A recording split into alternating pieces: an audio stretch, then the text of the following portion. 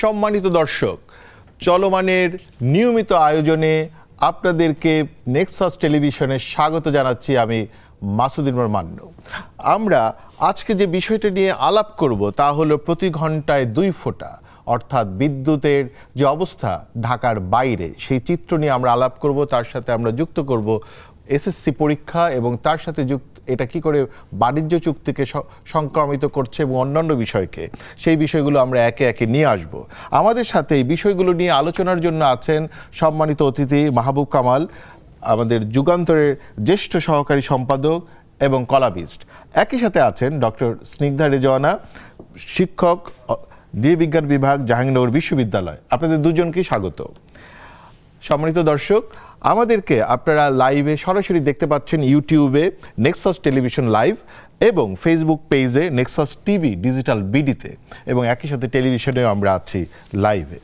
তো আমরা যেখান থেকে শুরু করতে চাই, কারণ আমাদের পরীক্ষা শুরু হয়ে গেছে, হামে বাচ্চারা কষ্ট পাচ্ছে, মারা যাচ্ছে, কিন্তু এই সকল ক্ষেত্রে ইলেকট্রিসিটি একটা বড় বিষয়। কিন্তু ঢাকার বাইরে প্রতি 2 ঘন্টা পর পর মাত্র কয়েক মিনিটের জন্য বিদ্যুৎ আসে, আবার চলে যায়। আমরা এই বিষয়টা নিয়ে প্রথমে জানতে চাব ডক্টর স্নিগ্ধা রেজওয়ানার কাছে। জি, আপনাকে অনেক ধন্যবাদ এবং মাহবুব ভাইকে অনেক শুভেচ্ছা। আপনার উপস্থাপনায় সঞ্চালনায় প্রথমবারের মতো এসেছি। মাসুদ মান্নু, ধন্যবাদ আপনাকে।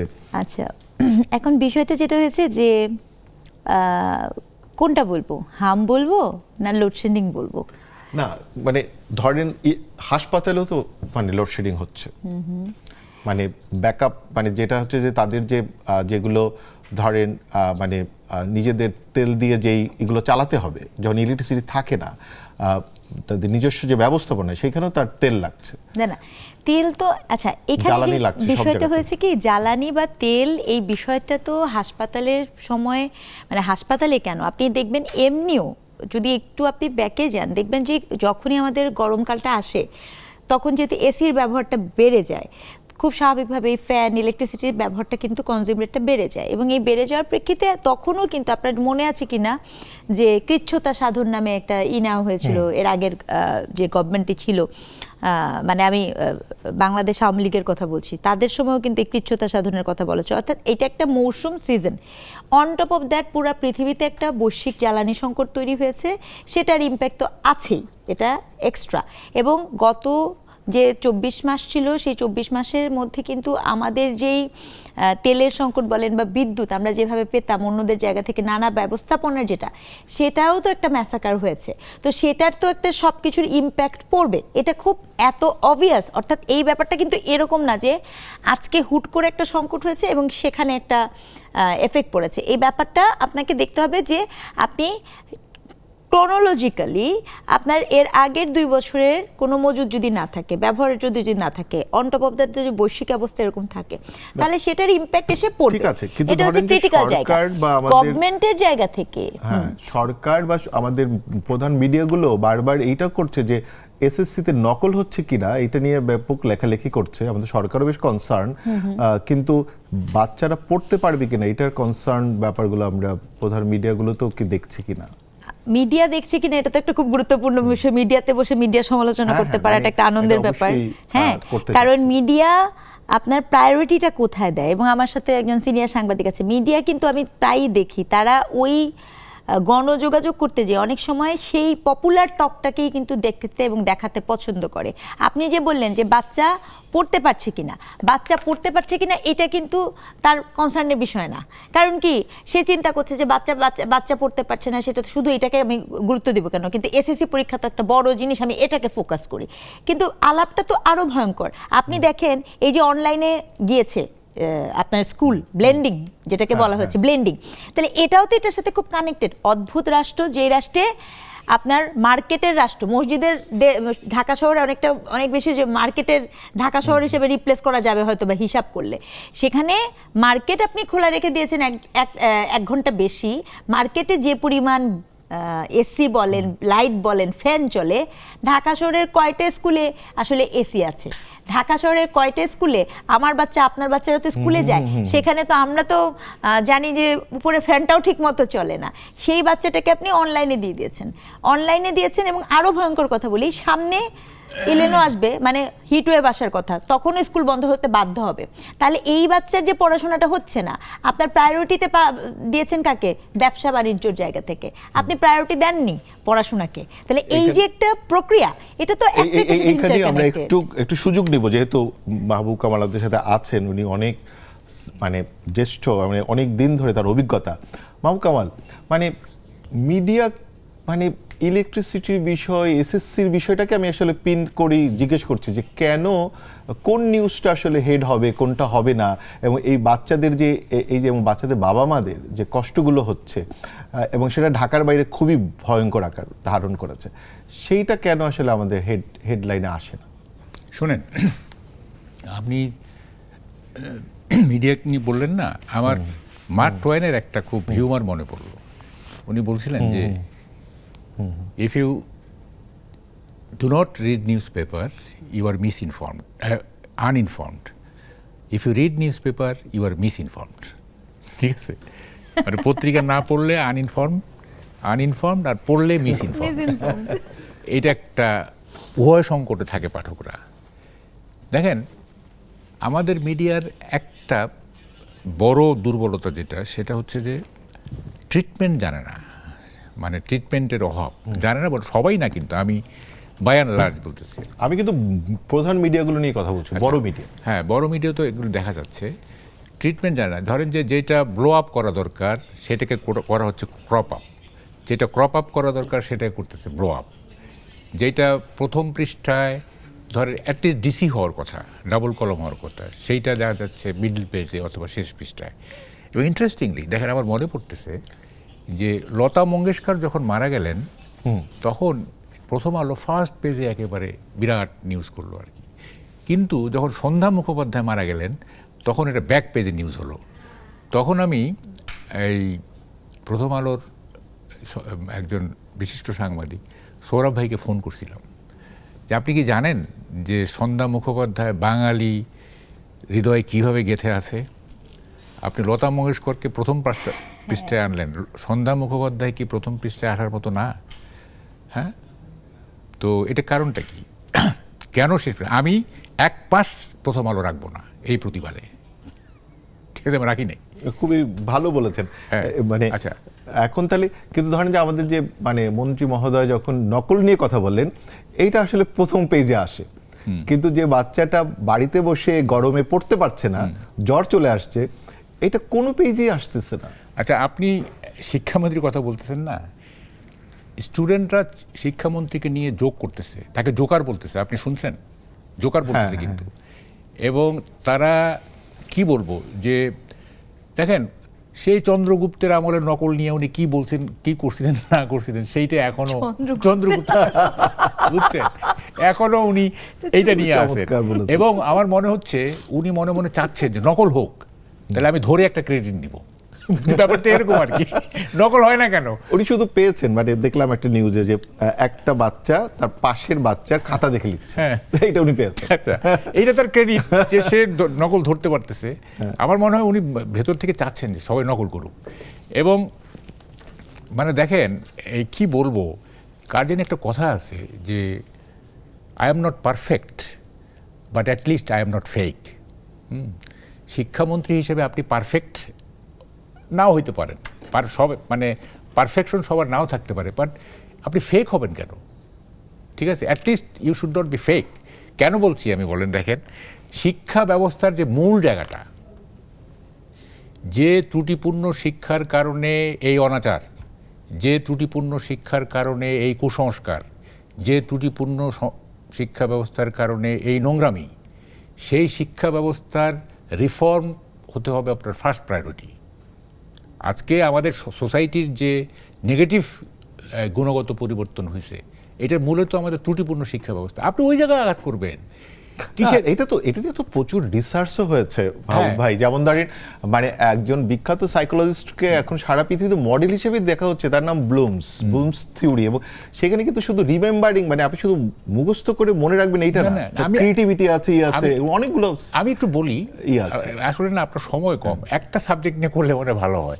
দেখেন আমি বলছি, আমি কিছুদিন আগে ফিনল্যান্ডে ছিলাম, হ্যাঁ, আমি ওদের সিস্টেমটা দেখলাম, এবং কথায় কথা আসলো 91-এ কিন্তু ইউনেস্কো একটা স্টাডি করছিল আমাদের শিক্ষা ব্যবস্থা নিয়ে। ওরা দেখাইছে, এটা একটু সময় নিয়ে বলতে হবে, ওরা দেখাইছে ওরা 14টা দেশের উপরে স্টাডি করছে ইনক্লুডিং বাংলাদেশ, এবং এই 14টা under developed, Asia, Africa, Latin America. ওরা দেখছে যে average merit level of Bangladeshi students is much higher than those of the rest of this countries. তো ওরা বলতেছে যে আচ্ছা, বাংলাদেশি স্টুডেন্টের মেরিট লেভেল ভালো, অ্যাপটিটিউড ভালো, আইকিউ ভালো, সবই ভালো আছে, তো এরা মাতৃভাষাটা বন্ধু ঠিক মতো শেখে না, আর ওই 13টা দেশের ছেলেমেয়েরা 3 থেকে 5টা ভাষা শেখে। কারণটা কি? আপনি যেটা বলতেছিলেন সেটা এখন আসবে। ওরা 3টা কারণ আইডেন্টিফাই করছে। 1 নম্বর কারণ হচ্ছে student teacher ratio. In those countries 25 students are taught by a teacher. In Bangladesh, in the primary level 100 students are taught by a teacher. So there is no communication, no rapport. হ্যাঁ, একটা there is a chaos and এবং উইকারদেরকে uplift করার কোনো সুযোগ নাই, কোনো কমিউনিকেশনই নাই, হইচই, মানে গোলেমালে হরিবোল হয়ে যায়। এটা গেল একটা। 2 নম্বর বলছে এই যেটা আপনি বললেন, এক্সামিনেশন সিস্টেম। আমাদের এক্সামিনেশন সিস্টেম ডিফেক্টিভ, এবং যেহেতু এক্সামিনেশন সিস্টেম ডিফেক্টিভ সেহেতু লার্নিং মেথড ডিফেক্টিভ হতে বাধ্য, কারণ লার্নিং মেথডটা তো এক্সামিনেশন সিস্টেমকে ফলো করে। আপনি যেভাবে পরীক্ষা দিবেন, আপনি পড়াবেনও তো সেভাবে, তাই না? তাইলে আপনি পরীক্ষা নিচ্ছেন এভাবে যে সে কতটা মুখস্থ করতে পারছে, কতটা ইটিং অ্যান্ড ভমিটিং। কিন্তু যদি আপনার পরীক্ষা পদ্ধতিটা এরকম হইতো যে আপনার অ্যানালিটিক্যাল মাইন্ড আছে কিনা, আপনার চিন্তা করার ক্ষমতা আছে কিনা, আপনি ইনোভেটিভ কিনা, সেইটা, তাইলে কিন্তু আপনার লার্নিং মেথডটা অন্যরকম হয়ে যেত। ঠিক আছে? তো ফলে এই যে ত্রুটিপূর্ণ শিক্ষা ব্যবস্থা, হ্যাঁ, 3 নম্বরটা বললাম। আচ্ছা, আপনার কথাটাই ফেরত যাই, যেটা হচ্ছে যে আপনি যেটা বললেন আমাদের মন্ত্রী মহোদয়কে নিয়ে, যে মানে চন্দ্রগুপ্ত মানে যুগে বসে আছেন উনি, মানে শিক্ষা ব্যবস্থা কতটুকু পাল্টে গেল। আচ্ছা, এখন দেখেন এই যে এগুলি নিয়ে তার কোনো চিন্তাই নাই। সে কি মানে ওরা যে জোকার বলতেছে, এটা ক্লাউনের মতো আর কি। হ্যাঁ, কি বলতেছে ছেলে মেয়েদের, এবং তারা ছেলেমেয়েরা হাসাহাসি করতেছে। হ্যাঁ, তো এইটা একটা শিক্ষামন্ত্রী যাকে স্টুডেন্টরা আইডল ভাববে, তাই না? আইডল ভাববে যে হ্যাঁ, তাকে নিয়ে যদি আপনার যে ট্রল করে, মানে আমি ট্রল শব্দটা ব্যবহার করতে চাই না, স্নেয়ার করে, তাহলে কেমন লাগে বলেন? হ্যাঁ হ্যাঁ, তো ফলে এইটা ঠিক আছে মাহবুব ভাই, আমরা ওই আপনার কথা ধরেই একটু মানে ডক্টর স্নিগ্ধা রেজানের কাছে যাব, কারণ সে একটা মজার কথা বলেছে, ওইটা থেকে একটা প্রশ্ন মাথায় আসলো। হ্যাঁ হ্যাঁ, মানে আমি প্রশ্নটা করে যাই, মানে যদি এক কথায় উত্তর হয় আমরা বিরতির পরে এসে নিব। সেটা হচ্ছে যে আপনি বললেন যে মানে কম্বাইন্ড ব্যবস্থায় যে অনলাইন ক্লাস, তো আমার মাথায় একটা দুষ্ট বুদ্ধি আসলো, আচ্ছা তাহলে কি আমাদের সংসদ তো অনেক খরচ করে, অনেক ইলেকট্রিসিটি বার্ন করা হচ্ছে, তো ওইটা কি অনলাইনে করা যায়? তো আমরা এই প্রশ্নের উত্তরের জন্য আমরা ফিরবো ডক্টর স্নিগ্ধা রেজনের কাছে। তার আগে নিচ্ছি ছোট্ট একটা বিরতি, আমাদের সাথেই থাকুন, দেখতে থাকুন চলমান। ফিরে এলাম আবার চলমানে। আমরা যেখানে ছিলাম আমাদের আলাপ নিয়ে, সেটা ছিল ডক্টর স্নিগ্ধা রেজনের কাছে, যে আমাদের আসলে কি এটা মানে আমার শিশুদের কথা শুনে শিশুদের মতোই প্রশ্ন, যে আমাদের সংসদ আসলে অনলাইনে করা যায় কিনা। কেন আপনি ভাবছেন যে এটা শিশুদের প্রশ্ন? কারণ আপনি শোনেননি, আদালত, কোর্টও তো অনলাইনে হচ্ছে। কোর্ট অনলাইনে হচ্ছে না, হচ্ছে না? কোর্ট যদি অনলাইনে হতে পারে, বরঞ্চ আমার তো মনে হয় আপনি একটা দারুণ আইডিয়া দিলেন, যে সংসদ অনলাইনে হলে আমাদের অনেকগুলো পাখা ফ্যান এটাও বেঁচে যায়, আর স্পিকারের হাতে খুব সহজ ক্ষমতা থাকে, যে কাউকে মিউট করে দেওয়া সহজ হয়। তো ব্যাপারটা আসলে এরকম হতে পারলে ভালো হতো, কিন্তু ঘটনাটা যেটা হচ্ছে যে আমাদের বাস্তবতাটা কিন্তু সেরকম না, বাস্তবতাটা খুব ডিফারেন্ট। আপনি সহজ টার্গেটে যাচ্ছেন। মাহবুব ভাই যদিও এখানে একটা কথা বলেছেন, শুধু মাহবুবের সাথে একটা ছোট জিনিস অ্যাড করবো আমি। মাননীয় শিক্ষামন্ত্রী মহোদয়, হয়েছে কি, অ্যান্থনি গিডেন্সের একটা কথা আছে, সেটা হচ্ছে যে একমাত্র মডার্নিটি খুবই একটা রিস্ক কালচারের অংশ, আর সব কিছু মানে পরিবর্তনের সবচেয়ে বড় জিনিস হচ্ছে যে পরিবর্তন সবসময় পরিবর্তনশীল। এখন আমাদের যে শিক্ষামন্ত্রী মহোদয় আছেন, তিনি যেই সময়, যে গুপ্ত যুগের সময়, চন্দ্রগুপ্ত বলবেন না? না না, গুপ্ত যুগ বলেছি ভাই, গুপ্ত যুগ বলেছি। চন্দ্রগুপ্ত আবার দুজন, আচ্ছা, মৌরিয়ানদের হ্যাঁ, একজন এখন তো গুপ্ত। ইদানিং আমার গুপ্ত নিয়ে অনেক কিছু হচ্ছে, সরি, মানে ঐতিহাসিক কাল হিসেবে ও, এখন গুপ্ত আবার যুগ, গুপ্ত নিয়ে কিন্তু মৌর্য প্রচুর যুগ, তর্ক হ্যাঁ, আমি চলতেছে। কিন্তু এটা আমার মাথায় আছে, এই জন্য গুপ্ত বলা যাবে না। না না না, আমি কিন্তু ওই যে যুগ হিসাবে বলছি আর কি। তো সেইখানে যে একটা বিষয় ছিল কি, ওই সময় নকলটা একটা খুব গুরুত্বপূর্ণ প্রবলেম ছিল, সোশ্যাল প্রবলেম, কিন্তু এই সময় কিন্তু সেই প্রবলেমটা যে নাই, এই ব্যাপারটাই একটা মিসিং। তবে এটা আমি ভীষণ রকমের সতর্ক করব, মিডিয়াকেও বলবো, আপনি আজকে মিডিয়ার সুযোগ দিয়েছেন দেখে। এই যে মাহবুব বললেন, একজন মন্ত্রীকে নিয়ে একটা ছোট্ট বাচ্চা সে মকরি করছে, যা ইচ্ছা তাই বলে দিচ্ছে, এটি কোনো সুস্থ কালচার না। এটিকে যখন ওই মিডিয়াতে দেখানো হয়, তখন ওই বাচ্চাটি কিন্তু এটা চিন্তা করে না যে সে যে কথাটা বলেছে, সে কথাটার মধ্যে অপমান থাকে, সে কথাটা বলার যোগ্যতা থাকে কিনা, সে চিন্তা করে আমি এই কথাটা বলে তো আমাকে মিডিয়া দেখা যায়। এবং এই প্রবণতাটা কিন্তু আমাদের পুরা জেনারেশনের মধ্যে একটা ভীষণ মনস্তাত্ত্বিক চাপ তৈরি করছে। তারা এটা চিন্তা করছে না যে আমি আসলে কি ভালো কোনো কিছু প্রেজেন্টেড হচ্ছি বা অর্জন নিয়ে হচ্ছি। আমরা যখন পড়েছি, আমরা স্ট্যান্ড এবং স্টার হতাম, পত্রিকা আমি ভাবতাম বাবা মাকে নিয়ে একটা ছবি হবে, কত বড় একটা কষ্ট করা লাগতো, দিনের মধ্যে 23 ঘন্টা 22 ঘন্টা আমাদের পড়তে হতো স্ট্যান্ড করার জন্য, তারপরে যে একটা ছবি আসতো। কিন্তু এখন সে মনে করছে যে আমি তো একটা শিক্ষামন্ত্রী, মিমিক করে দিলে পরে আমাকে দেখা হচ্ছে। এটা কিন্তু মাহবুব ভাই যে প্রবলেম বললেন, তার থেকেও ভয়ঙ্কর অশনি প্রবলেম। কারণ আমি কোন জেনারেশন তৈরি করছি, যে জেনারেশন আসলে খুবই গুরুত্বপূর্ণ, এইরকম আসলে জায়গাতে একটা চলে বড় যায়। আলাপের দিকে নিয়ে গেছেন আপনি। আসলে এই আলাপটা আসলে মানে অনেক বড় আলাপ, কারণ হচ্ছে আমাদের স্বাধীনতার ইতিহাস বা তার আগে থেকে আমরা সবসময় শিক্ষার্থীদের আন্দোলনগুলোকেই এমনভাবে দেখেছি যে, যেমন ধরেন এমনকি 2018-তে যে বাচ্চারা রাস্তায় নামলো, নিরাপদ কিন্তু আমরা কি আসলে এটাকে অ্যাপ্রিসিয়েট করবো নাকি আসলে দায়িত্ব গার্জিয়ানদের ছিল, বাচ্চাদেরকে বাড়িতে, তোমরা বাড়িতে যাও, আমরা রাস্তায় থাকবো। এই দায়িত্বটা গার্জিয়ানরা নেননি, এবং আমাদের ইতিহাসটা আসলে শুধু শিশুদেরকে ধরে, এই শিক্ষার্থীদের ধরে ধরে আগায় আমাদের সকল গল্প, যেটা খুব মনে হয় বিপজ্জনক। মানে মাহবুব ভাইকে এর উপর কিছু বলতে চান কিনা, এই যে বিপজ্জনক প্রবণতা আমরা তৈরি করেছি দীর্ঘদিন ধরে। শুনুন, আমি আজকে বলতে চাচ্ছিলাম যে আমাদের সমাজে, আর একটু বলে নেই, আমি অফলাইনে আমি একটা পড়লাম, এই কি বলে টেক্সট পড়লাম, লিখছে যে আপনি যে বললেন যে আব্দুল নূর তুষার হচ্ছে অ্যাঙ্কর, এখন তো দেখি তিনি নাই। তো ভাই, আমার একটা শিক্ষা হলো যে জেনারেলাইজ প্যাটার্ন থেকে অনুমান করে কিছু বলা ঠিক না, যেটা আমরা করি আর কি। হ্যাঁ, মানে ব্যতিক্রম হইতেই পারে, জেনারেলাইজ প্যাটার্ন বলতে কিছু নাই। আচ্ছা, যাই হোক, এখন যেটা বলেন, দেখেন আমাদের সমাজে কিছু কিছু উপসর্গ যে দেখা দিচ্ছে, একটু খেয়াল করবেন। সেটা আমি বলতে চাচ্ছিলাম যে কি কি উপসর্গ আমরা 5ই আগস্টের পরে তৈরি করছি। তার মধ্যে একটা হচ্ছে এই যে মানে বিউটিলেস কথাবার্তা বলা। দেখেন, half of the beauty of a person is his or her art of speaking. Art of স্পিকিংটা হচ্ছে তার সৌন্দর্যের অর্ধেক। অথচ আমরা যেভাবে কথা বলতেছি, এখানে আর্ট অফ স্পিকিং বলে কোনো কথা নাই, যে যেভাবে পারতেছে অশ্লীলতা, ভালগারিজম, এইটা সেটা এরকম আর কি। এটা খুবই ভয়ঙ্কর, এবং গালি has become a part of our political culture. হ্যাঁ, এটা একটা আমাদের কালচার, গালি পলিটিক্স হয়ে যাচ্ছে। আর একটা হচ্ছে, দেখেন, মানে এটা খুব ইন্টারেস্টিং যে কথা দিয়ে ব্যর্থতা ঢাকার একটা চেষ্টা চলতেছে। হ্যাঁ, কথা দিয়ে। এবং কালকে আমি একটা টক শোতে বলতেছিলাম, ফ্রেঞ্চ ফিলসফার তালেরার একটা কথা আছে যে মানুষ কথা বলে নিজেকে প্রকাশ করার জন্য না, মানুষ কথা বলে নিজেকে ঢেকে রাখার জন্য। হ্যাঁ, সে সবসময় ভাবে যে আমি কি ব্যর্থ বা আমার কি কোনো দোষ আছে, এটা ভেবে সে করে কথা বলা শুরু করে ওইটাকে ঢাকার জন্য। অ্যাকচুয়ালি সে নিজেকে এক্সপ্রেস করার জন্য না। কিন্তু এটাতে কোনো লাভ হয় না। লাভ হয় না কেন? মানুষ ঠিকই বুঝে যায় যে সে যেটা ঢাকতে চাচ্ছে, হ্যাঁ, এইটা কিন্তু বুঝে যায়। যেমন এটা একটা হিউমার করি আমি, সেটা হচ্ছে যে যেমন একটা হাজব্যান্ড না, সে বাইরে একটা এক্সট্রা ম্যারিটাল কাজ করে আসছে, তো তার মধ্যে একটা গিলটি কনসায়েন্স, সে ঢুকেই করবে কি, নিজেকে ঢেকে রাখার জন্য কথা বলা শুরু করবে। যেন আজকে কোথায় গেছিলাম, এই সেইতে নানা গল্প করবে আর কি। কিন্তু স্ত্রীর চোখকে কিন্তু ফাঁকি দিতে পারবে না, সে কিন্তু ঠিকই ধরে ফেলে, এবং সে বলে কি ব্যাপার, তোমাকে আজকে খুশি খুশি লাগতেছে কেন, ঘটনা কি? তো এই যে যারা নিজেকে ঢেকে রাখার জন্য কথা বলতেছে, আমরা কিন্তু বুঝে যাচ্ছি যে আসলে সে তার ব্যর্থতা ঢাকতে কথা বলতেছে। হ্যাঁ, এবং সব দেখবেন এমন সব কথা বলে, মানে তেলের ব্যাপারে দেখেন না, তেলের যে এত বড় ক্রাইসিস গেল, হ্যাঁ, মানে কথার সাথে কাজের কোনো মিল নাই। আপনার এই জ্বালানি প্রতিমন্ত্রী বলতেছে যে ইতিহাসের সবচেয়ে বড় কি মজুত আছে না, সেরা মজুত আছে।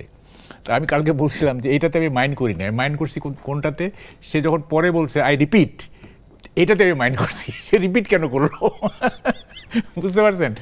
এবং পরে দেখা গেল কি এই যে সেরা মজুত আছে, তারপরে কিছু মানে কয়েক ঘন্টার মধ্যে সব জিনিসের দাম বেড়ে গেল, পেট্রোল, ডিজেল, অকটেন, তারপরে আপনার কেরোসিন, সব দাম বেড়ে গেল। এই যে ধরেন সোশ্যাল মিডিয়াতে একটা কথা খুব ঘুরে ফিরে বেড়াচ্ছে, সেটা হচ্ছে যে ধরেন বলতেছে যে অন্তর্বর্তী সরকার এত ইলেকট্রিসিটি কোথায় পেলো, তার আগের সরকার এত কোথায় পেলো, আর এখন পাচ্ছে না কেন ইলেকট্রিসিটি? হ্যাঁ না, এইটা তো ধরেন যে মানে কন্টিনিউশন চলতেছে, মানে ধরেন যে দেখেন এইটা কিন্তু আমাদের তো মজুত আছে প্রচুর। ইট মে বি এ কোইন্সিডেন্স, যেমন ধরেন 2001 থেকে 2006 পর্যন্ত বিএনপির যে রুল, সেখানে কিন্তু electricity was a major problem.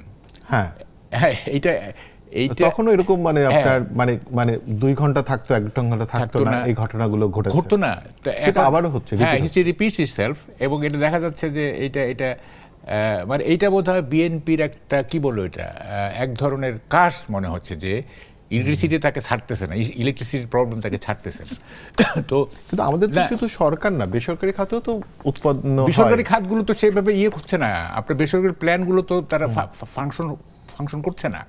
হ্যাঁ, এবং কী কারণে করছে না আমি জানি না, স্বৈরাচারের দোসরের প্ল্যান্ট হয়তো, সেই কারণে হয়তো তারা এখন কি ধরেন যে আপনি ধরেন একটা মানে প্ল্যান্টের মালিক, কিন্তু আপনি একটা রাজনৈতিক দলের সাথে ছিলেন, কিন্তু প্ল্যানটা তো আমাদের টাকা পয়সা নিয়ে তো করা হয়েছে, ওটা কি শুধু আপনি একা মালিক হবেন নাকি রাষ্ট্রও মালিকানা? আপনি বলি আপনাকে শুনেন, এই যে কাজী গোলাম দস্তগীরের একটা ছিল না, এই যেটা পোড়া গেল টায়ার না, দেখেন গাজী গোলাম দস্তগীর এই যে স্বৈরাচারের দোষ, ওকে ফাইন, তার যে কারখানাটা, এইটার দোষটা কি?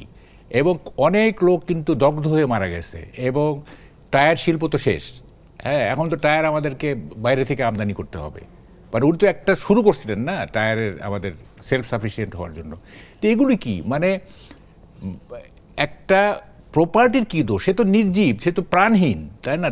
তার তো অপরাধ করার কোনো ক্ষমতা নাই, অপরাধ করার ক্ষমতা তো আছে প্রাণীর, তাই না?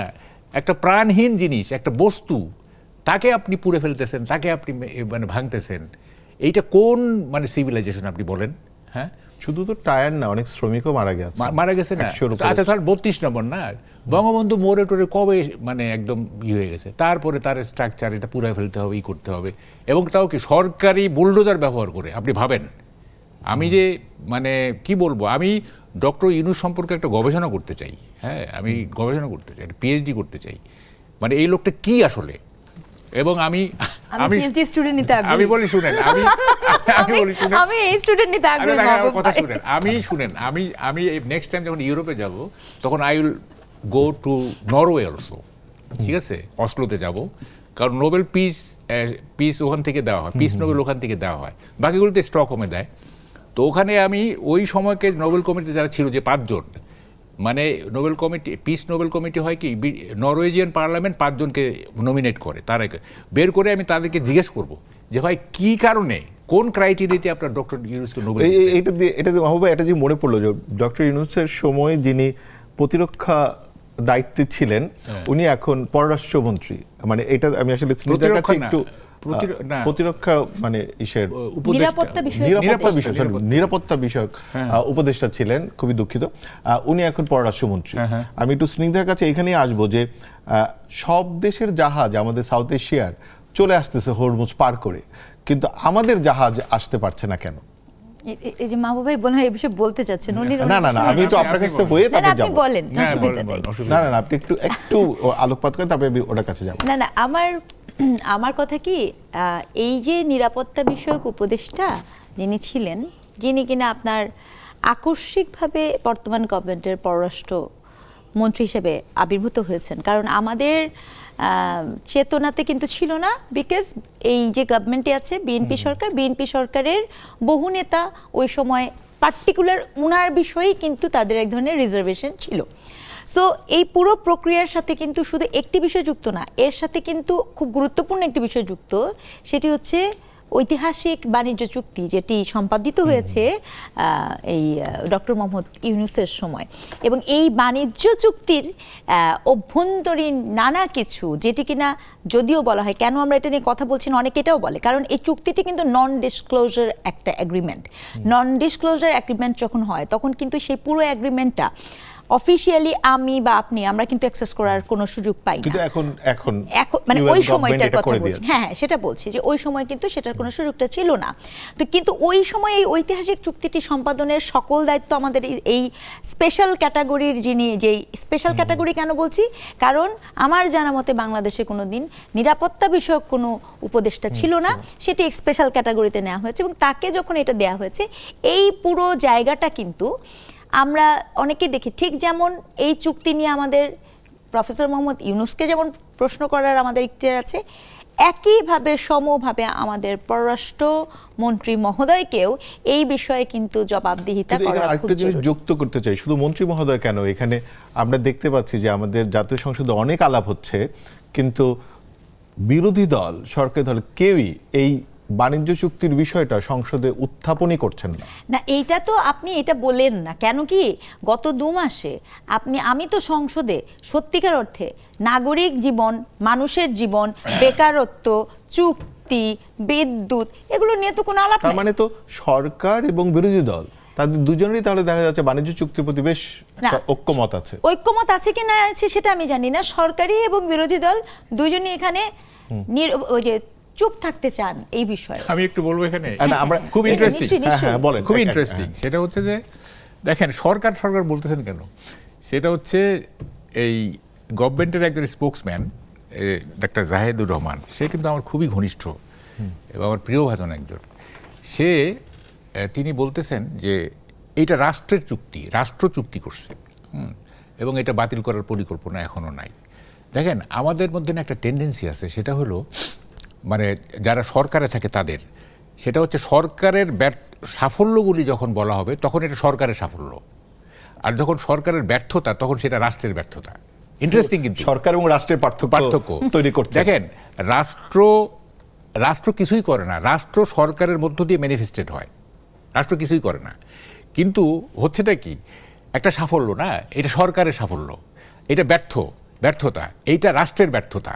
তাইলে সরকার এখান থেকে একটা দায় পাচ্ছে। তার মানে এটা রাজনৈতিক চালাকি বলবো, এটা চালাকি, এগুলো চালাকি। এবং রাষ্ট্র তো একটা বিমূর্ত ধারণা, তাই না? এটা বিমূর্ত, এইটা তো এক্সিস্ট করে না, তাই না? ম্যাটার হিসেবে এক্সিস্ট করে না।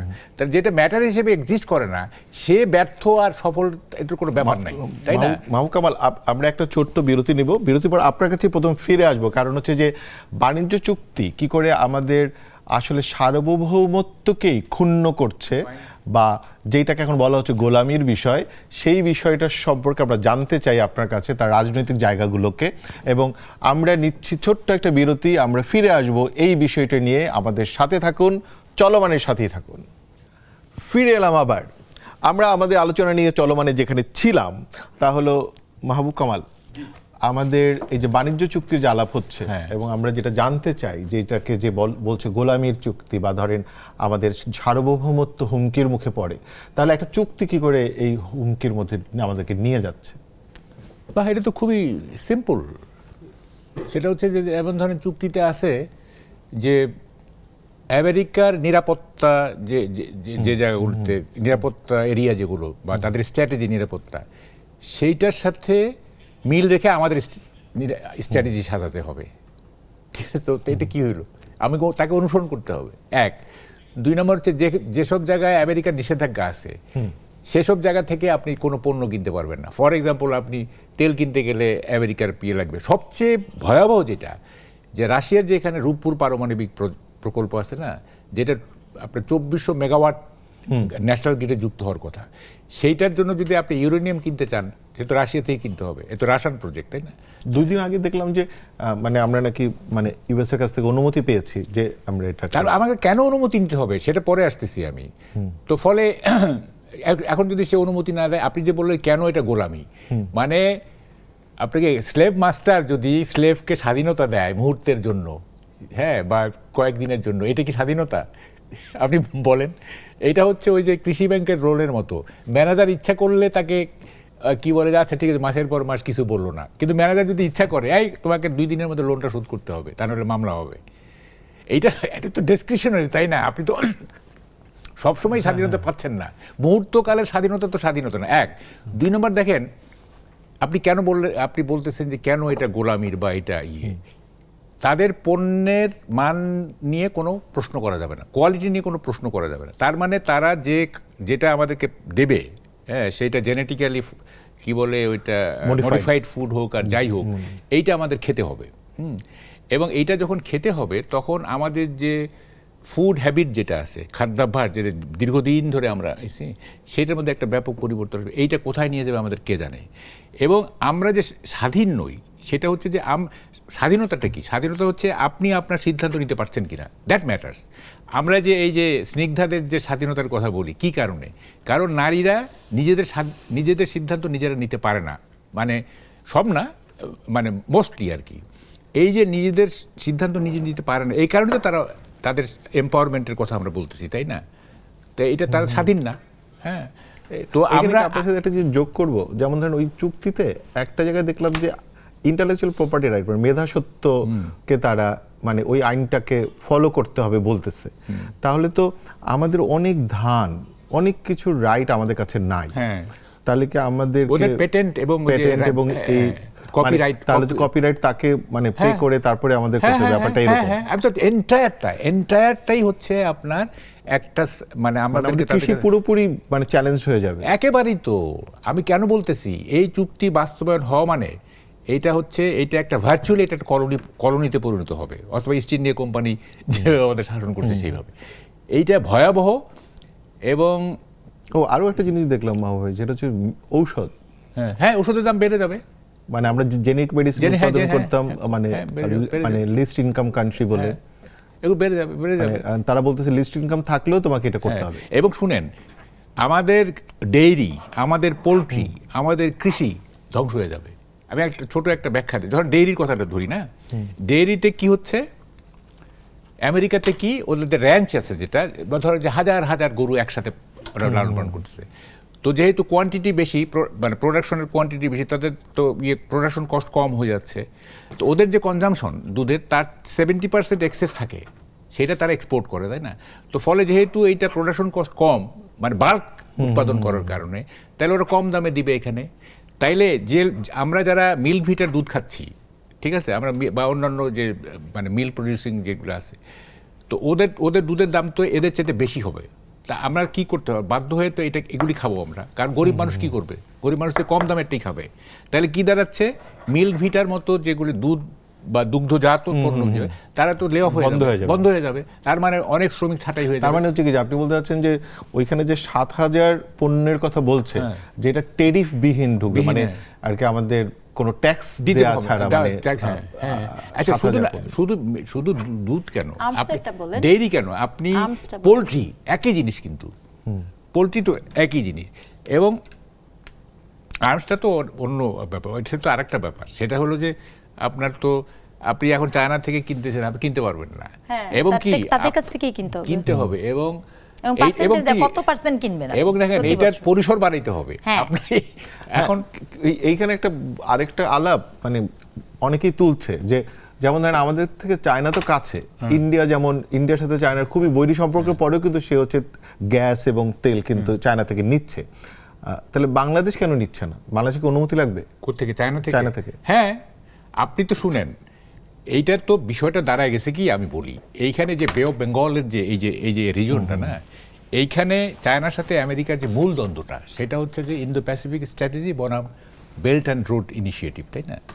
এইখানে আপনার আমেরিকা সবসময় চাচ্ছে তার প্রভুত্বটা করতে। এবং যেহেতু আমাদের সরকারগুলো আপনার এক ধরনের আমেরিকাকে অ্যাপিজ করে থাকতে হয়, আমেরিকাকে সন্তুষ্ট করে থাকতে হয়। আমি আমেরিকার দালালি আমি বলবো না, অ্যাপিজ করে থাকতে চাচ্ছে। তো আমেরিকা যখন অ্যাপিজ করে থাকতে যাচ্ছে, তাহলে চায়নাকে যখন আপনি চায়নার দিকে যদি আপনি ঝুঁকে যান, if you are tilted to China, তাহলে আমেরিকা মে বি ডিসস্যাটিসফাইড। এইটা চাচ্ছে না গভর্নমেন্ট, আমেরিকাকে অসন্তুষ্ট করতে চাচ্ছে না, তাই না? তো ফলে আমেরিকার মেইন টার্গেট হচ্ছে চায়নাকে কন্টেইন করা, এবং এই যে ট্রেড ওয়ার না এই চায়নার সাথে, এইটারও তো মানে আপনাকে আমেরিকাকে ফলো করতে হবে এই চুক্তি অনুযায়ী। এই চুক্তির আপনাকে আমেরিকাকে ফলো করতে হবে, কারণ সে বলতেছে যে শুধু নিরাপত্তা না, তার সব ধরনের নিষেধাজ্ঞা যেগুলি আছে সবগুলির সাথে আপনাকে মানে সিঙ্ক্রোনাইজ করে চলতে হবে, বুঝছেন? ভয়ঙ্কর। ডক্টর স্নিগ্ধা রেজওয়ানা, আমাদের মুক্তির উপায় কি? যেহেতু এই যে আমাদের ট্রেড ট্রিটি যেটা, না না, মুক্তির উপায়ের ব্যাপারটা তো এটা আসলে খুব জটিল, কিন্তু যত সহজে আমরা এখান থেকে বলতে পারি এত ভয়ঙ্কর একটা চুক্তি করলো, কিন্তু আমি বারবার বলবো যে সংসদে প্রথমেই তো এটা উত্থাপন হওয়া উচিত ছিল। এটা আমি আপনাকে আবারও বলছি, যে বা যারা এই চুক্তি করেছেন, মুক্তির উপায়ের পুরো দায়ভারটা তাদের উপরে আরেকবার দেওয়া উচিত। তাদেরকে আপনি কাঠগড়ায় নিয়ে আসেন, তাদেরকে জিজ্ঞেস করেন তারা কোন বোধ বিবেচনায় এই চুক্তিটা করেছে, এবং এই চুক্তি এখন কিভাবে তারা ওটাকে আমরা ডিসএগ্রিমেন্টে যাব সেই পথ তারাই বাতলে দিয়ে যাক। মানে যেমন ধরেন এটা যে যিনি অর্কেস্ট্রেট করেছেন তিনি তখন পররাষ্ট্রমন্ত্রী। আমি সেজন্য তো আপনাকে প্রথম থেকেই বলছি, শুধু পররাষ্ট্রমন্ত্রী না, যখনই পররাষ্ট্রমন্ত্রী হিসেবে খলিলুর রহমান সাহেবকে নিয়োগ দেওয়া হলো, তখনই তো বোঝা উচিত ছিল যে এইটা কি কারণে। হ্যাঁ, হি ইজ এ টেকনোক্র্যাট। টেকনোক্র্যাটদের তো কোনো বিএনপির আদর্শের সাথে তো টেকনোক্র্যাটের আদর্শে মিল নাই। টেকনোক্র্যাটদের তো কোনো আদর্শ থাকে না। এক টেকনোক্র্যাট বলছিল যে I M A technocrat, I reject all ideological levels from my body. আমার কোনো মানে আদর্শগত কোনো লেভেল নাই। হ্যাঁ, তো এখন বিএনপি তো দেশে রাজনীতিকদেরও আদর্শ থাকবে না, ঈশ্বর আদর্শ থাকবে না, তাহলে কেমন হবে? কারণ এ তো দেখা যাচ্ছে ওখানে চলে যাচ্ছে। দেখেন আইরনিক্যালি আমরা যে এই যে ইউনূস সাহেব না, হি ইজ এনজিও লর্ড। এনজিওদের তো কোনো আদর্শ নাই। এটা অর্থনির্ভর একটা প্রতিষ্ঠান, তাই না? তাদের যে এর কিসের আদর্শ? টাকা দিব, সুদ দিব, শেষ। তো এই যে আদর্শহীন দুইটা লোক, হ্যাঁ, এইখানে একটা আমার কিউরিসিটি আছে। বলেন, যেমন ধরেন যে হামের এত বড় ডিজাস্টার হচ্ছে, বাচ্চা মারা যায়, আজকেও 5টা বাচ্চা মারা গেছে এই প্রোগ্রাম শুরু হওয়ার আগ পর্যন্ত। তারপরে ধরেন যে মানে এটা হচ্ছে গত অন্তর্বর্তী সরকার এবং তার আগের সরকার থেকে শুরু হয়েছে, কিন্তু একটা মজার ঐক্য। আবার ধরেন ইলেকশন নিয়েও প্রচুর তর্ক আছে। আমরা দেখি যে বিরোধী দল বলতেছে ইঞ্জিনিয়ারিং হয়েছে, এবং এটা আবার ডিফেন্ড করছে বর্তমান যিনি সরকার গঠন করেছে ওনরা। কিন্তু ওনরা তো ইলেকশনটাকে অর্গানাইজ করেননি, করেছে তো অন্তর্বর্তী সরকার।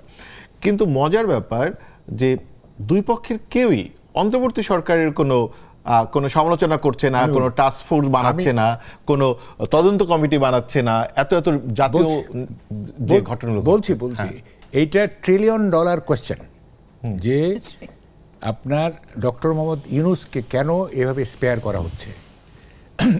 তার 18 মান্থসের রুল তো ভয়াবহ রুল, তাই না? এটা একটা প্রকৃতির রাজ্য ছিল, কোনো আইন কানুন নেই, কিছু নেই। তখনও করা হয় নাই, ইভেন আফটার হিজ কি বলে যে রিমুভাল ফ্রম হিজ চেয়ার, তারপরও না, ঘুরে বেড়াচ্ছেন উনি। এবং দেখেন, আমি কিছুদিন আগে জাপানে ছিলাম, এই তো 20-25 দিন আগে। আমি জাপানে যাওয়ার কয়েকদিন আগে ইউনূস সেখানে ছিল। তা আমি গিয়ে শুনলাম টোকিওতে সে বাচ্চাদের নিয়ে অনুষ্ঠান করছে, এটা একটা ভিডিও দেখলাম, বাচ্চাদের নিয়ে করতেছে, আনন্দ ফুর্তি করছে ইত্যাদি। তখন আমার প্রথমে স্ট্রাইক করছে দেশে আসার পরে যে আমাদের বাচ্চারা হামে মরতেছে, এবং তার ইনএফিসিয়েন্সির কারণে, তার স্বাস্থ্য উপদেষ্টার অদক্ষতার কারণে, ইনসিনসিয়ারিটির কারণে, আর সে ওখানে গিয়া শিশুদের ওখানে মজা করতেছে। এবং আপনি জানেন, এগুলো আমি বলছি, মানে আপনাদের তো সময় কম।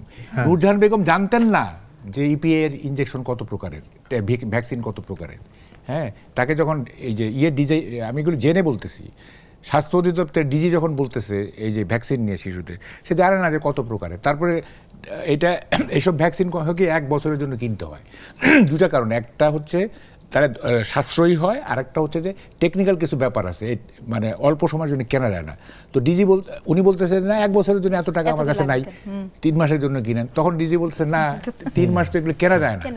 তখন নাকি এই স্বাস্থ্য উপদেষ্টা বলতেছে যে ভাই আমি এগুলি বুঝি না, ওই যে ওনার সাথে কথা বলেন, একটা লোককে দেখাই দিছে। এইটাই তো এখন দেখেন এই যে অদক্ষতা, হ্যাঁ, এই যে ইনডিফারেন্স, উদাসীনতা, হ্যাঁ, শিশু দেখেন কি বলবো, মানে বাইরের দেশে আপনি যান, শিশুদের কি কেয়ার নেওয়া হয়। হ্যাঁ, জাপানের শিশুরা 6 মাসের বয়স থেকে তাদেরকে যেভাবে ডে কেয়ারে, মানে যে ডিসিপ্লিন। আপনি আসলে এর আগে শিক্ষা নিয়ে যে বলেছেন, এবং এইটা আসলে ফিনল্যান্ড এবং জাপান এই দুইটাই আসলে সারা পৃথিবীতে দুইটা মানে এবং দেখেন, এডুকেশনের ক্ষেত্রে এবং এই যে শিশুদের জন্য খুব আমি বলি আদর্শ। একটা কথা চালু আছে, Japan is for children, America for young people and Bangladesh is for old ages. ঠিক আছে, শিশুদের জন্য জাপান হচ্ছে স্বর্গ।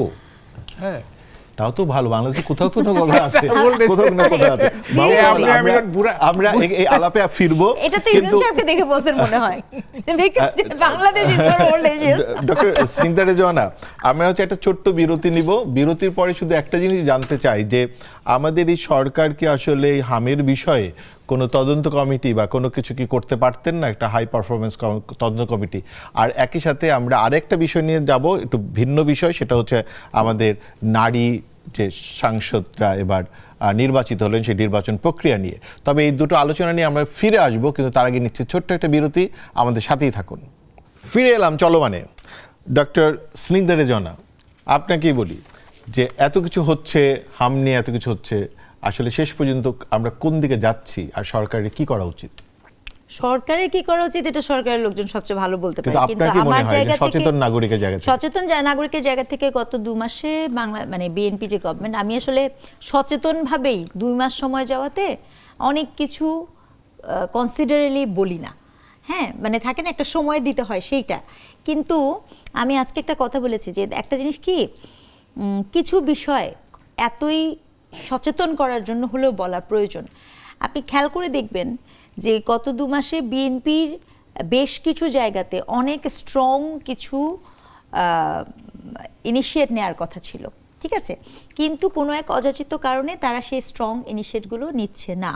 এই স্ট্রং ইনিশিয়েটগুলো না নেওয়ার প্রেক্ষিতে আপনার বিএনপির যে পলিটিক্যাল গেম, দেখেন যারা পলিটিক্স করে তাদের অনেক ধরনের পলিটিক্যাল চিন্তা ভাবনা এটা কি থাকে। ইলেকশনের আগের যে জামাত বা বিরোধী দল যেটা বারবার বলছে একটু বোঝাপড়া ছিল, এটা কি সেই না, বোঝাপড়ার আমি বিষয়? এটাকে বোঝাপড়ার থেকে আরেকটু ভিন্ন জায়গায় নিয়ে যেতে চাই। আমার কাছে বোঝাপড়া থেকে আরেকটু ভিন্ন কেন মনে হচ্ছে?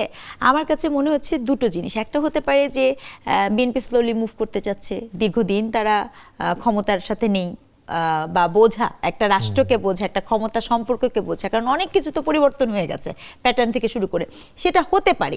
কিন্তু ইভেন তো সেটাও যদি হয়, 3টি বিষয়ে বিএনপি যেই রিল্যাক্টনেস দেখাচ্ছে সেটি বিএনপির জন্য অশনি সংকেত বহন করতে পারে। আপনাদের মনে আছে যখন ইউনুস গভর্নমেন্ট এসেছিল, তখন কিন্তু আমরা বাংলাদেশের মোটামুটি সকল মানুষ কিন্তু ইউনুস গভর্নমেন্টের পক্ষে ছিল। আপনারা ওই সময়টা মনে করে দেখেন, 5ই আগস্টের পরবর্তী সময় আমার মনে হয় না এমন কোনো মানুষ কোনোভাবেই ছিল। কিন্তু তখন যখন ছোট ছোট মব হয়েছে দেখবেন, প্রথম দিকে তাদের বক্তব্যটা কি ছিল, সেখানে যখন আর কি নারীদের উপর আক্রমণ হওয়া শুরু করলো, যখন আপনার হ্যারাস করা, প্রথমেই ঢাকা বিশ্ববিদ্যালয়ের একজন লাইব্রেরিয়ান একটা মেয়েকে হ্যারাস করলো, ওই সময় ফুলের মালা দিয়ে হ্যাঁ তাকে নিয়ে গেল। আপনি দেখবেন যে তখন তাদের একটা বক্তব্য ছিল কি, যে অনেক রেজ মানুষের, সে কারণে হয়তোবা এই ধরনের ইনসিডেন্টগুলো হচ্ছে, পরবর্তীতে এরকম হবে না। কিন্তু ঘটনা কিন্তু সেটা ঘটেনি, ঘটনা কিন্তু ভয়াবহতে গেছে। খেয়াল করে দেখেন একই প্যাটার্ন বিএনপি গভর্নমেন্ট নেওয়ার সাথে সাথে হয়েছে। নাম্বার 1 ইনসিডেন্ট আপনি খেয়াল করে দেখেন, আমি নিজে একজন নারী হয়ে একটা কথা বলি, আপনি অতি জঘন্য ভাষায় সাইবারে স্মেয়ারিং করবেন, আপনি সাইবারে মানুষকে বুলিং করবেন, স্বয়ং প্রধানমন্ত্রী তার কন্যাকে নিয়ে যা ইচ্ছে তাই বক্তব্য দিবেন, এবং সেক্ষেত্রে আপনাকে আমি একটা হুমকি দিব, হুমকি দেওয়ার প্রেক্ষিতে আপনি 24 ঘন্টার মধ্যে তাকে মুক্তি দিয়ে দিবেন, এবং তিনি একজন অ্যাবিউসার, হ্যারাসার হয়ে একইভাবে ফুলের মালা দিয়ে বর্ণিত হবেন। নাম্বার 2, কুষ্টিয়ার দৌলতপুরে মাঝারে আবারও মারা গেল এবং হত্যা করা হলো। এখন এক্ষেত্রেও কোনো ধরনের ইনিশিয়েট কিন্তু নেওয়া হয় নাই। এখন বিএনপি গভর্নমেন্ট যদি বলে বা তারা যদি ভাবে যে এটা আস্তে আস্তে হবে বা হবে, এটা তার জন্য খুবই সতর্ক একটা আরো ভয়। শুধু মাঝারি না, মানে গত 15 দিনে ঢাকাতে 16 জন খুন হয়েছে না, খুন এখানে একটা বিষয় বলি, খুন, হত্যা, হত্যাকাণ্ড এটা আমাদের চলমান থাকে অপরাধ, কিন্তু মব সন্ত্রাস এটার সাথে খুনকে আমি মিলাতে চাই না, কারণ মব সন্ত্রাস কিন্তু পরিকল্পিত সন্ত্রাস, আর এখন যদি যেটা হচ্ছে সেটা রাজনৈতিক সন্ত্রাস, একদম স্পষ্টত। এই যে একটা অ্যালার্মিং সাইন, এই অ্যালার্মিং সাইন বিএনপি বা আপনি একক সংখ্যাগরিষ্ঠ পেমেন্টেড পেয়ে দল গঠন করার পরে যদি আমাদের নাগরিকদেরকে ওই নিরাপত্তা না দিতে পারেন, তাহলে তার কনসিকুয়েন্সেস কিন্তু আমাদের থেকেও আরো ভয়াবহ আসবে, যার প্রেক্ষিতে 16 দিনে এই ধরনের কথা বলার লোকজন আমি দেখতে পাচ্ছি, যারা বলে 16 বছরে তো আমরা এই করেছি, 16 দিনে ফেলে দিব।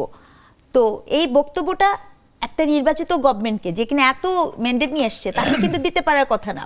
তাহলে কোন জায়গা থেকে তিনি দিচ্ছেন, এবং এটা একটা গুরুত্বপূর্ণ জায়গা থেকে দিচ্ছেন। স্বয়ং প্রধানমন্ত্রীকে আপনি দেখেন, আপনি সরকার দলের সমালোচনা আমি করছি, আপনি করছেন, আমরা কিন্তু সমালোচনাই করছি এবং সব সময় করি। আমরা কিন্তু আজকে করি না, যখন আওয়ামী লীগ ছিল তখনও করি, এখনো করি, ভবিষ্যতেও করব, কিন্তু আমরা গালিগালাজ করি না।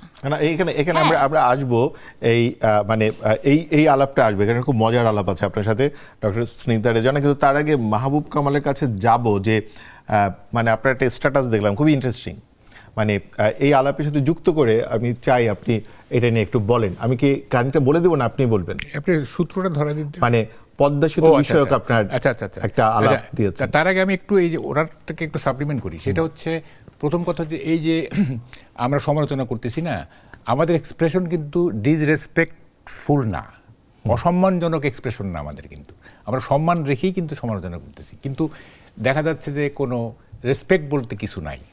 আচ্ছা, আপনি স্লো কথা বললেন না, স্লো চলতেছে, স্লো আর স্পিডি ইট লিটল ম্যাটার্স।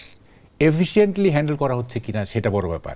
যদি আপনি স্পিডি হন, if you are on the wrong direction, speed is not an advantage, বরং রং ডাইরেকশনে গেলে স্পিডটা ডিসঅ্যাডভান্টেজ। সো স্লো অথবা স্পিডি ইট লিটল ম্যাটার্স, আপনি এফিসিয়েন্টলি কাজগুলো করতেছেন কিনা, দ্যাট ম্যাটার্স। এবং ফাইনালি আমি বলতেছি এফিসিয়েন্সির ব্যাপারে একটা জিনিস কথা আমার মনে পড়লো, সেটা হচ্ছে দেখেন, আপনি এই যত এফিসিয়েন্টই হন, even the monkeys can fall from the tree. বানরের মতো স্কিল তো আর কোনো প্রাণীর নাই, তাই না? সেই বানরও কিন্তু গাছ থেকে পড়ে যেতে পারে, এটা একটা ইংরেজিতে প্রবাদ আছে। কিন্তু even the monkeys can fall from. কিন্তু আপনি একটু আমাদেরকে এখন পদ্মা সেতু, এখন আপনি যত এফিসিয়েন্ট হন না কেন, ওই বানরের মতো এফিসিয়েন্ট হইলেন, কিন্তু দেখা যাবে যে আপনিও পড়ে গেছেন মাটি থেকে। সো স্কোয়ারলি দেখতে হবে জিনিসগুলো। আচ্ছা, ওইটা বলতেছি, সেটা হলো যে ইন্টারেস্টিং এই যে না, এই যে মানে কি বলে, যে কি বলবো, আউট অফ দি ওয়ে গিয়ে কথা বলা। আমাদের রুহুল কবির রিজভী সাহেব, আমি কালকে একটা বলছি যে স্বপ্ন দেখার ব্যাপার, he has perfected the mechanism how to speak nonsense, how to talk nonsense. হ্যাঁ, সবসময় তার এক ধরনের মানে কি বলে সেন্সলেস কথা বলা। উনি বলতেছেন যে পদ্মা সেতুর এই স্বপ্ন দেখছিলেন জিয়াউর রহমান, এবং এটা ডিজাইনও নাকি জিয়াউর রহমান করছেন। তখন আমি একটা স্ট্যাটাস দিলাম, আপনি যেটা শুনতে চাচ্ছিলেন, সেটা হচ্ছে যে পদ্মা সেতুর স্বপ্নদ্রষ্টা জিয়া তো ননই, বঙ্গবন্ধু নন, শেখ হাসিনাও নন, খালেদা জিয়াও নন, কেউই নন। পদ্মা সেতুর যে স্বপ্নদ্রষ্টা, তাকে আমরা কেউ চিনি না।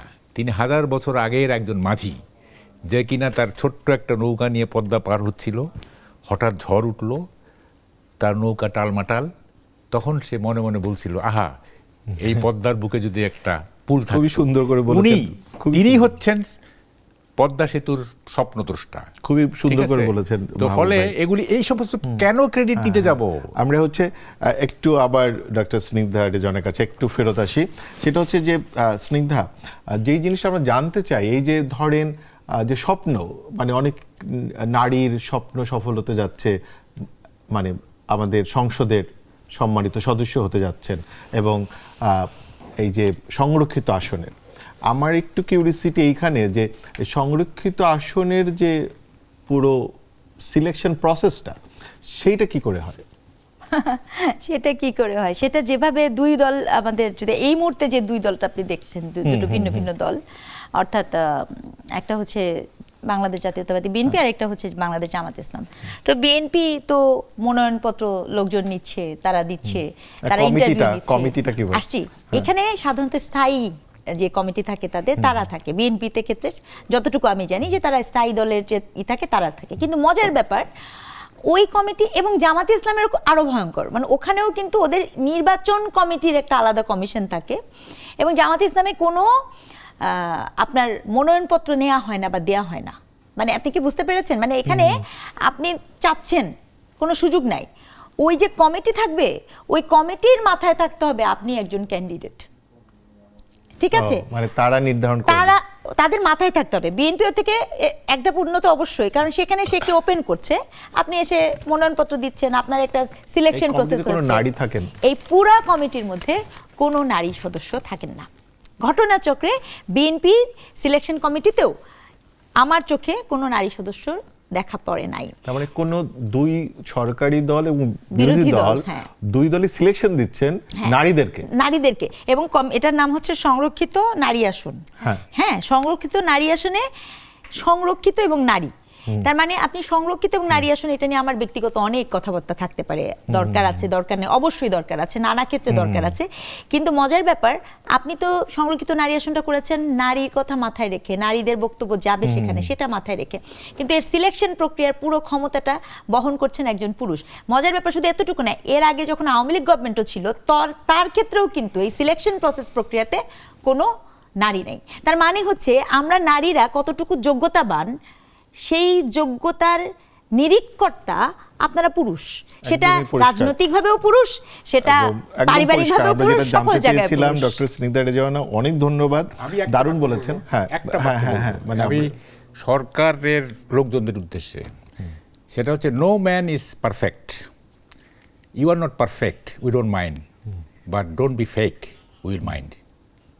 ওকে, মানে দারুণ বলেছেন মাহবুব কামাল ভাই এবং ডক্টর স্নিগ্ধা রেজওয়ানা, আপনাদের দুজনকেই অনেক অনেক ধন্যবাদ আমাদের সাথে আজকে যুক্ত হওয়ার জন্য এবং অনেক গুরুত্বপূর্ণ বিষয়ে আলোকপাত করার জন্য। এবং আমরা আজকে অনেকগুলো জ্ঞানগর্ভ আলোচনা পেলাম, অনেকগুলো প্রবাদ প্রবচনগুলো, এবং সবচেয়ে বড় কথা যেটা মাহবুব ভাই বলেছেন সেটা হচ্ছে যে কথার সৌন্দর্য, মানে বিউটি, আমরা যেটা হারিয়ে ফেলেছি, সেটা রাজনৈতিক মঞ্চেই হোক বা অন্য জায়গায় হোক, আমরা জানি এই বিউটিটাকে ফেরত নিয়ে আসতে পারি আমাদের কথাবার্তা, জীবনযাপনে, সর্বত্র, এবং সেইটাই হোক আমাদের পাথেয়। আমাদের চলমান দেখার জন্য আপনাদের অনেক অনেক ধন্যবাদ এবং চলমানের সাথেই থাকুন, আমাদের সাথেই থাকুন। ধন্যবাদ সবাইকে আজকের মতো।